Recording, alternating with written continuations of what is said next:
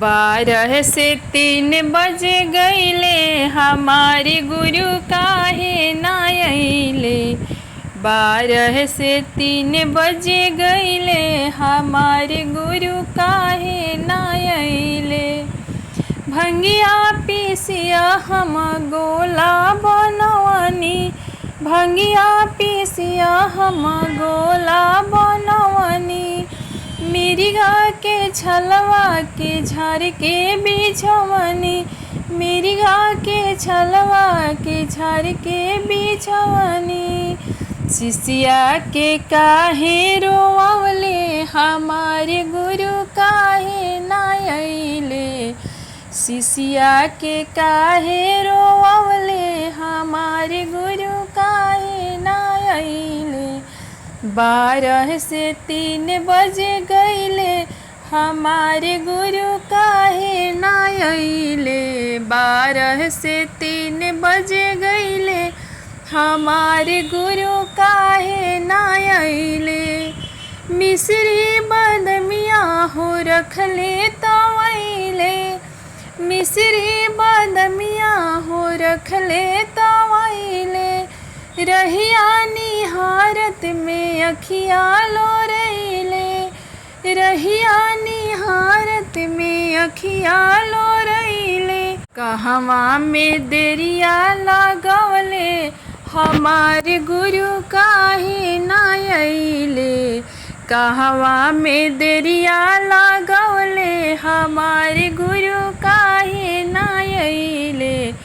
12 से 3 बज गईले हमारे भोला काहे ना अइले।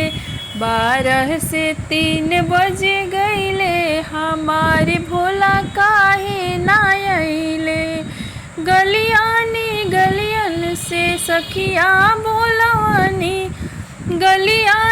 गलियाना सखिया बोलवनी। अपने आंगनवा में चर्चा करवनी, अपने आंगनवा में चर्चा करवनी। काहे के हमें तरसवले हमारे गुरु काहे ना अइले। काहे के हमें तरसवले हमारे गुरु काहे ना अइले। 12 से 3 बज गईले हमारे गुरु काहे ना अइले। 12 से 3 बज गईले हमारे गुरु काहे ना अइले। मिस्री मलैया हो रखले तवैले, पुआ पकवान हो रखले तवैले।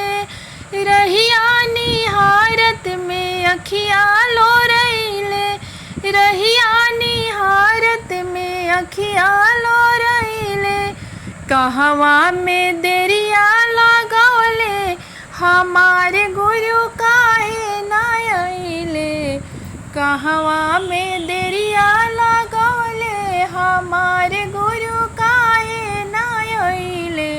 12 से 3 बज गईले हमारे भोला काहे ना अइले। 12 से 3 बज गईले हमारे भोला काहे ना अइले। गलियानी गलियन से सखिया बोलवनी, गलियानी गलियन से सखिया बोलवनी। अपने आंगनवा में चर्चा करवनी, अपने आंगनवा में चर्चा करवनी। काहे के हमें तरसवले हमारे गुरु काहे ना अइले। काहे के हमें तरसवले हमारे भोला काहे ना अइले। 12 से 3 बज गईले हमारे भोला काहे ना अइले। 12 से 3 बज गईले हमारे भोला काहे ना